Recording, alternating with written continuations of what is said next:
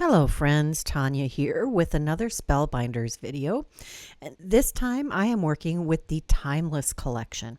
This is a 5x7 focused collection and I'm going to make a book card. We're going to take two pieces of cardstock that are 5x6.5 and two that are 5x4.5. Score them at 1/2 inch all along and then do an accordion fold here. They're going to be scored at 1/2 inches along the 5-inch side, I believe. Yes. And then we're going to glue these together in the corners. Don't worry, you're going to see how I knit these together in the corner a few more times because I'm going to show you the entire process.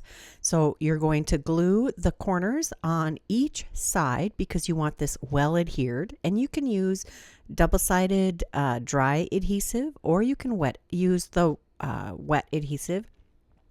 Personally, I prefer wet adhesive because it has a better bond in the long term. So this card will stay together better for a longer period of time. Now you're watching me struggle get this weaved in there, and I do eventually get this technique down pretty well. You're just going to stick the accordion folds together. Make sure your corner is nice and tight and straight, and then hold it down and add glue, whichever kind you're going to use, in the corner. Make sure it's dry, flip it, and do the other side of the same corner. Now this last piece is a little more tricky, so here you can see the best way to weave those in there. It just takes a little practice and you'll get that down. So again, making sure that it's nice and tight in the corner and that it's nice and square. And this is again where it gets a little tricky because you have the other end butting up to the short side and making it a little more tricky to get that nice and square.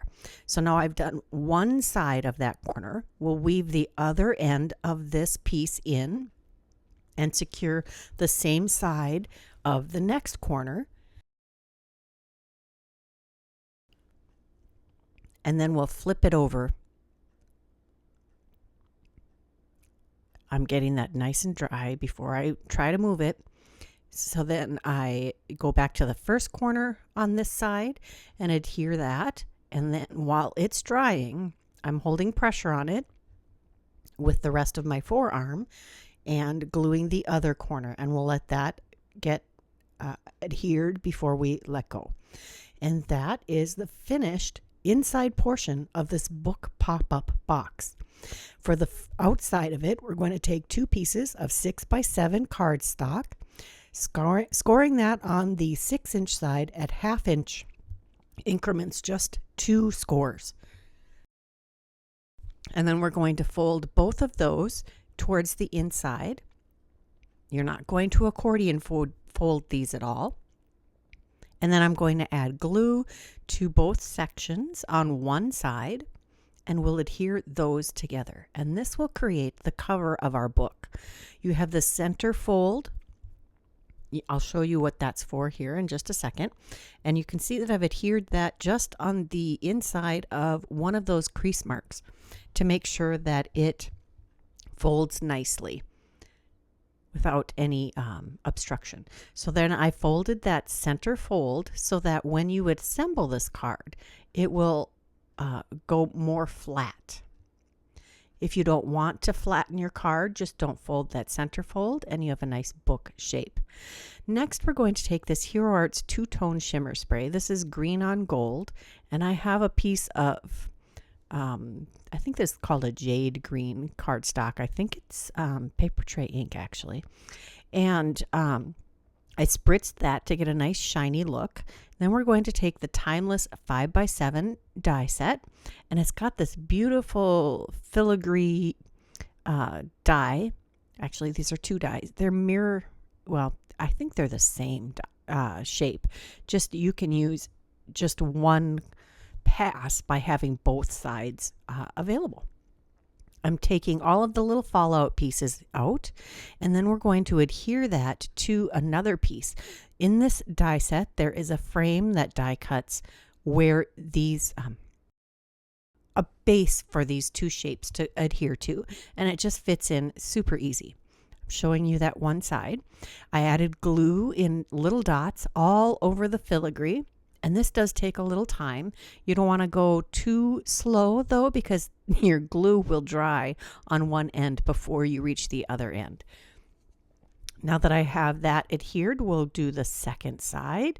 But to make sure it doesn't shift once I get it in place, I like to flip the cardstock over and rub it well on the back side. I've added glue to the back of this piece, and we'll flip that over, or sorry, we'll adhere that. And you're going to get to see me do this a couple more times because I'm making 3 cards in this video, and they're all very different from each other. Now that we have that adhered, we can move on to the next step. And I'm taking some Salvage Patina Distress ink, not the Distress Oxide, just the Distress ink. And I'm using that to add a little bit of color contrast to the edge of this piece, because I want it to stand out against the blue book front. There we go. I just want a little more definition. I could have used a darker color cardstock, but I really wanted it to be very color coordinated. Just going all the way around with this blender brush. Ink blending around the edges is a great way to add some extra depth to your project without adding any extra bulk. And this light blue cardstock pairs very well with Salvage Patina, and it does take like a minute or two to do this ink blending. It probably would have gone faster if I had used a larger ink blending brush.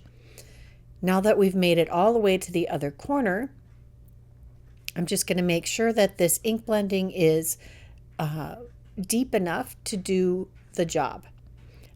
This is the insert, and we're not quite ready for that. It's going to be easier to build this card if we do the front of it while we can still lay the card front flat, or the book cover flat. As usual, I've added some extra cardstock behind this panel, and I'm adhering that to the front of our card. And next we're going to take some more of that same cardstock, that blue cardstock and the green sparkly cardstock, cut the oval from the timeless, timeless frame, timeless 5x7 die set. We'll cut the oval from the light blue and the filigreed green from the green. And we'll add some ink blending to the oval, again adding a little extra depth without adding another color to our palette. We're going to adhere this beautiful filigreed oval, which fits perfectly inside of this other oval. And the oval has a dotted detail around the edge, which I love. Those little details makes a big difference in your card because it just adds some extra, beauty, extra details, makes it look much more detailed. Boy, I use that word a lot. But it fits. So we'll add our filigreed piece to the front, and then we'll add a little extra cardstock on the back of this oval and add that to the front of our book cover. Now this could be a book cover or a tunnel card, or a diorama type card. Lots of different ways to use this grouping. Next, we're going to use the Grand Tropical Flamingos, which was the large die of the month for May. And if you watched my 10 card video, you can see me assemble all of these pieces. I had a bunch of leftovers from this month's club kits from the video that I created, and we're going to use some of those. I encourage you to use any of your extra pieces on your projects. They don't have to just sit waiting for something to happen.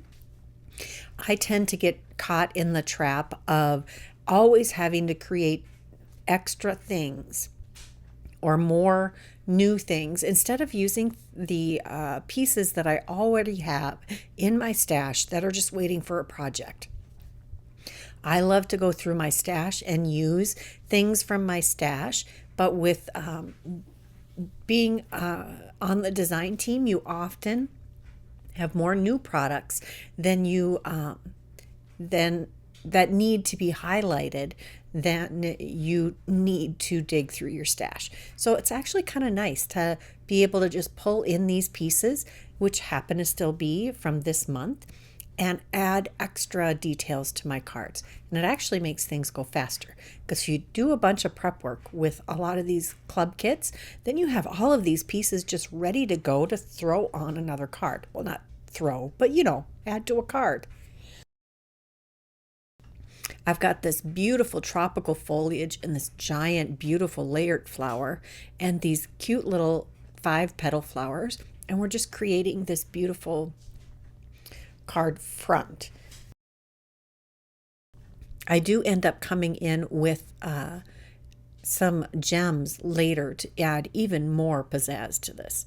Now you have this framed up. You could add all kinds of things to the front of this card, but I decided I wanted to put a flamingo in the center here. So I have some ink blended pink cardstock here that I pulled from my rainbow of paper scraps, and I die cut the right facing flamingo.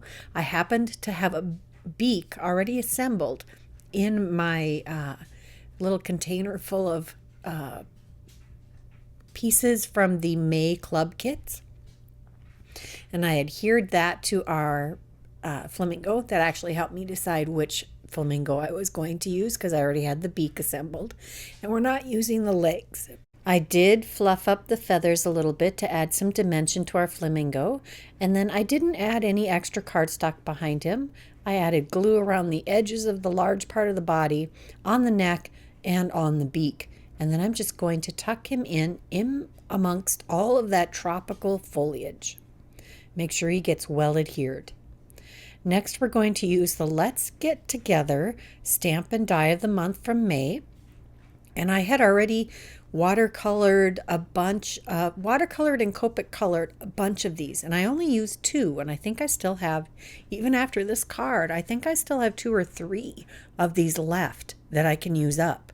This is the watercolored version, and I'm just going to take and slide these into some of the valley folds in these accordion levels.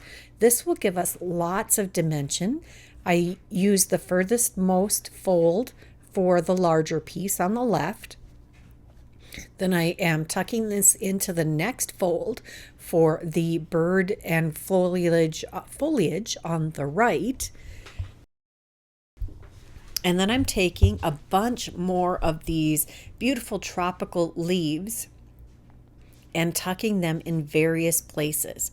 I add a little glue and then tuck it inside this very dimensional component, just creating a very lush background.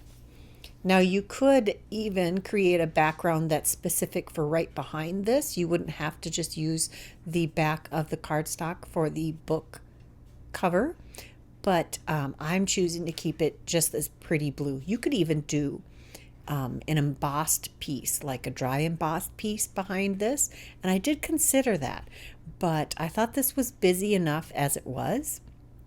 I'm using lots of components here from the May kits. So far we've only used the large die of the month and the clear stamp and die of the month on this. I understand that the flamingo on the outside and the design on the inside aren't the same. The front is kind of more of a cutesy style, and the inside is more of a realistic style. And it's almost like the cover is giving you just a glimpse, and the inside has the rich detail. Now that I have my little diorama or book assembled, I'm going to adhere that to the card base, and then we're going to take the coordinating dies, the Timeless Duo, and I cut 4 corner pieces to add to this. I've added some glue in some strategic spots, and we'll add those to each corner of the inside of this card. I've just lined up with the top and side edge here. They're very easy to line up. And I'll just continue all the way around this card. Now these are designed to work with a 5x7 card, so there's going to be a little bit of overlap on the top and bottom sections, but that's okay. I think it looks just beautiful. I really wanted to bring the design from the outside to the inside of the card. We all know I love that. And I thought these Timeless Duo pieces were perfect for this. These pieces don't have the heart in them. There is a heart in the other piece in this Timeless Duo, but this is what fit best for this card. I've got a pile more of these white 5-petal flowers from the large die of the month here that I've cut from some white cardstock, and I add just a little bit of glue to the center of the flower after I have cupped it in my hand. No special tools here. I'm just putting it in my hand and cupping it with my finger from my other hand. I'm going to add a few more of these flowers inside the diorama view, or the book view, or tunnel card, however you want to think of this. There's lots of different names for this style. One more flower, I think. We're going to tuck that in by these large Monstera leaves. Just making sure that that glue grabs before I move on. Now I have these Trinity Stamps Androdite Sparkle gems here. They are a light iridescent green, and I thought they matched just perfectly. Now I'm going to take this opportunity to use a bunch of the largest of the gems as centers for our flowers. I don't often use the largest of the gems, so it's nice to have this way to use them up. And then there are little nodes on these vines, on these filigree areas, that seem to be perfect for adding gems. And I am going to bedazzle this card. I'm telling you, I used so many little gems. I'm not going to make you watch me adhere all of them. I'm just using my pickup stick to pick up the gem, add a dot of the Barely Art glue in the wonderful Spellbinders fine line bottles. These are amazing. I think I've mentioned this before. I love those bottles. You don't have to squeeze very hard to get a very thin dot of glue. And it's great for anyone that has some arthritis in their hands. I wouldn't say I have arthritis yet, but sometimes it's just nice to have to not have to squeeze quite so hard. I've added a ton of gems to the front and to the inside of that card. Now we're moving on to card number 2, and this isn't part of the Timeless collection. This is from a different collection. These are the Sprigs BetterPress plates and dies. We're only going to use the plates this time. I'm using the BetterPress ink in Azalea, Wildberry, and Mulberry, and I'm adding another ink later. This is one of the registration BetterPress kits. You can use this in a lot of ways, but there is a registration background. You can see my clear acetate on the platen, I think that's called, and the platform. I can't keep those straight. It just doesn't want to connect to my brain. So there's different color outlines here for the different press plates, and I'm lining them up carefully after I inked them because I think I moved it around. It's a clear acetate piece that has your registration marks on it. And there is step 1, and I'm actually going to do the entire piece of cardstock. This is a 5.5 by 8.5 inch piece of cardstock that I'm going to use because I'm making another 5x7 card. I am making 3 cards in this video. All of them are 5x7. And this is a great way to extend your plates, your supplies, to get a different size card than normally intended. This registration plate is set up to cover an A2 size card front, but since I'm inking it, rotating it, and inking again, then I have a larger surface covered. This isn't a seamless pattern. I could have done a little better job with this, but it works out in the end. I'm cleaning this with some soapy water. Now the BetterPress inks do stain your plates, but that doesn't bother me. These are tools. They aren't supposed to just look pretty, at least in my craft room. You can use some archival ink remover. I haven't had the greatest luck with that, but it is better at getting the ink off than the just soap and water here. I'm moving on to the apricot ink here. I think that's what I said it was. And the two plates that are lined up in their color coordinated spots on the registration plate. And I'm making sure I don't have any extra ink on that clear acetate because you don't want that to transfer onto your cardstock. I did get some transfer on one of my ink colors here. I think it was the mulberry. I wasn't as careful with my inking. So I did ink that, rotate it, ink it again. And now we moved on to the pink color here, Wildberry.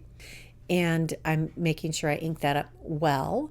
And if you have the BetterPress inks, okay. So this tape started to let go. So I had to put different tape, and I did loops of tape since there wasn't really room to tape it down to the platinum or the clear plate any better. And I lined this back up. Now this isn't a super particular pattern, so it didn't matter that I had to reapply it. And I rotated that, of course, and got my two inkings. And now I'm adding the cruise ink. When I first started picking my colors, I thought I only had 3 colors that I needed. And then I realized I needed 4. And a pop of this beautiful cruise really actually brings this pattern to life. Next, I'm using the 5x7 matting dies. This is the B set, and I took the largest die and cut that. We've got some coordinating cardstock here, waterfall, dahlia, and mahogany. These go very well with the BetterPress inks that I picked out. And I actually went through my scrap bin and picked some scraps because I'm trying to use scraps first. Then we're doing the Timeless Heart border. There is a 2-piece outline die here. Now this is 2 pieces so that you can just cut one side of this shadow if you want to create layers. And if you want to completely die cut the shadow, you just tape those pieces together. Now I've die cut the heart border detail from some gold cardstock here. Some shimmery gold cardstock. I think this was Harvest Gold or something. It's a tonic gold cardstock. And you can see that when you flick out all of those fallout pieces, it can make kind of a mess. But that's okay. I just sweep it up and throw it away. Now that I've die cut the shadow here, now it's designed again for a 5x7 card. So this is a 7-inch long die, but I only needed 5 inches, which about 1 inch per heart. So we're going to adhere this to our shadow base that we created. Just adding my glue in strategic spots all along your border. You got to be kind of quick here and not apply too much glue, just little dots in those intersecting points. And I like to add a little dot at the end of any free edge that might catch on things. Almost done here. As you can see, I'm doing the tips of those little internal filigrees on each of those hearts.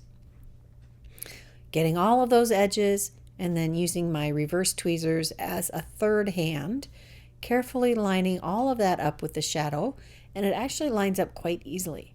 I like to use the tip of my tweezer to help me adjust placement if needed.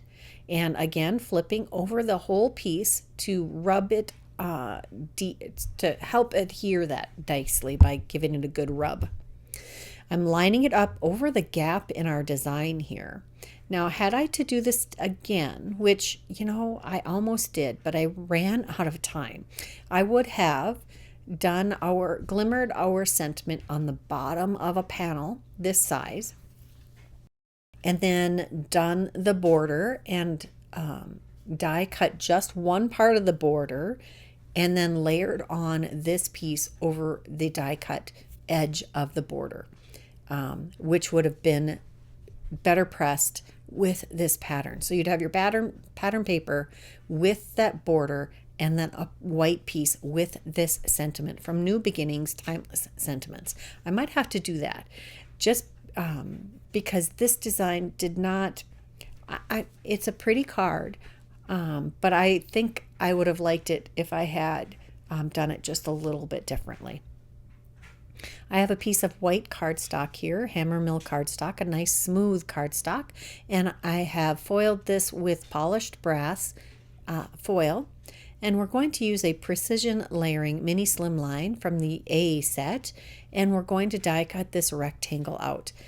I could have fussy cut this, and maybe that would have been a better option, but this is what I ended up doing. I used a rectangle die to die cut that out, and we're going to use the Fluted Classic ovals. This coordinates with the oval. I cut it from the mahogany cardstock. It coordinates with the oval from the Timeless 5x7 Cardfront die set, and there's actually a dotted detail on the inside of the Fluted Classics die that matches pretty much identical with the dotted detail on this oval. I'm figuring out how best to lay this all out.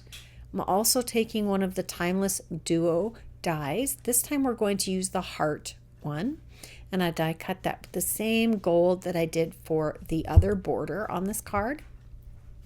I've added some extra cardstock behind the large oval here, the mahogany oval, and I'm going to center that in the top portion of this card. And the next layer, which I die cut with a similar color, but not quite the same. It matches the apricot a little better, and the other pink matched the wild berry a little better. I'm adding glue to the back of this sentiment. Everything has extra layers of cardstock behind it, except for this. This does not. The foil really, the metallic cardstock really shines without the need for an extra cardstock layer. I'm trying to make sure that this sentiment layer is even using my T-square ruler. And then I'm going to add some extra dots or some dots of glue behind this beautiful filigree piece. Just little dots in the intersections again. We'll get glue all over the back there, and then we'll adhere it like it's holding up the sentiment, and it mirrors the heart. It coordinates perfectly with that Timeless heart border. So we've used both of the Timeless Duo dies now, and I like how this looks, other than I would have moved that sentiment to the bottom on the front if I had to redo it. I took a scrap of the pattern cardstock that we created with the Sprigs BetterPress plates and add that to the inside of the card, and I'm not adding another sentiment at this time. And that completes card number 2. For card number 3, we're going to pull out the oldie but goodie Enchanted stitched mushrooms. I had stitched a bunch of different rainbow mushrooms back in whenever it was, September I think it was, that this came out, and I hadn't assembled all of them, and I was saving them, again pulling partially completed components from my stash and using them with more current product. Now this die set is still available on the Spellbinders shop, so if you fall in love with these cute little mushrooms, then you can definitely pick them up for yourself if you don't have them in your stash already. Again, the deluxe caboodle is an amazing bargain, and if that's something, if you enjoy all of the club kits every single month or most months, then I highly encourage you to get the deluxe caboodle. If I didn't get them as part of the design team or as part of the affiliate groups, then I would purchase them myself. I really love these kits. I think they're well worth the money, and now they have started to coordinate all the products so they all work together. So you'll get a whole fleet of products that are in a theme that work together. I'm assembling these pieces using my heavyweight block to help get them to stick together. Now these do have thread on them, so that they're not even in depth across the whole piece. So it does make it a little more challenging to get these to adhere, but I tend to put glue just on the thread portions and then glue them to their backers. I've got that cute little frill at the base of the stem where it connects to the cap, adhered to each stem, and we've got a backer, a colorful piece with stitching, and then the underside of each of these mushroom caps that we're assembling here. And there's stitching on the underside and on the cap and on the stem. Lots of stitching going on. It did take me a long time to stitch I think it was a couple hours, but I stitched like, I don't know, probably 30 mushrooms.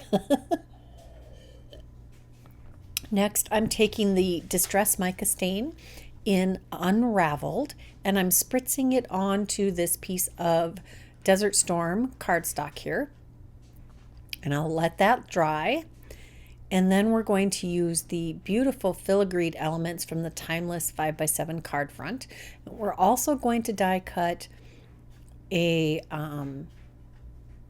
we're doing the background piece with that. And then I took this Inca Gold tonic foiled or mirrored cardstock, and we're cutting the detailed filigree from that, and the oval from some brushed white cardstock. There's going to be a whole lot of shimmer and shine on this card. I've taken these die cut filigree pieces, and this time I lined it up with the center of the filigreed piece and then lined up the rest. Again, flipping this over to press that die cut into the base because I don't want to catch any of those little fine details with my hand as I rub over it. That's why I flip it over to really get this well adhered. I love how this Inca Gold picks up the colors around it and is so beautifully iridescent. I think it works really well with this unraveled craft cardstock, unraveled spritzed craft cardstock. I did, of course, add a little extra cardstock behind this panel, and we're adhering this to a Desert Storm or Craft 5x7 card front. And then we are going to add that oval with a little extra cardstock behind that for extra dimension. And then it's time to start adding our mushrooms.